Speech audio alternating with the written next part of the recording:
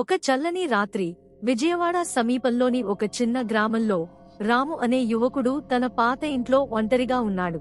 ఆ ఇల్లు చాలా సంవత్సరాలుగా ఖాళీగా ఉంది. ఎందుకంటే అక్కడ ఏదో అసాధారణం జరుగుతుందని ఊరిలో గుసగుసలు ఉండేవి. రాము ధైర్యవంతుడు, ఈ కథలను నమ్మలేదు.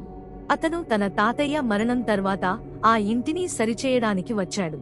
రాత్రి 11 గంటల సమయంలో రాము ఒక పాత డైరీని కనుగొన్నాడు. అది అతని తాతయ్యది. డైరీలో అద్దం వెనుక రహస్యం దాగి ఉంది. జాగ్రత్త, అది నీవు కాదు అని రాసి ఉంది.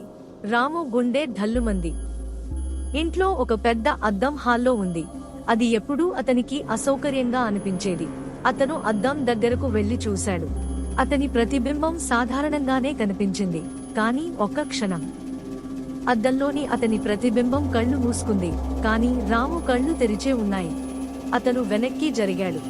హఠాత్తుగా అద్దం నుండి ఒక చల్లని గాలి వచ్చింది. లైట్లు ఆరిపోయాయి. అతను ఫోన్ టార్చ్ వెలిగించి చూసేసరికి అద్దం ఖాళీగా ఉంది.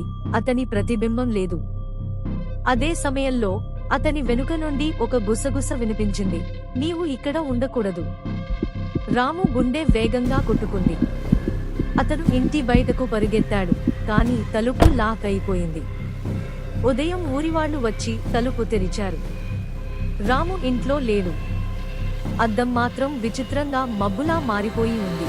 డైరీలో ఒక కొత్త పేజీలో అది నన్ను తీసుకెళ్ళింది అని రాము చేతిరాతలో రాసి ఉంది.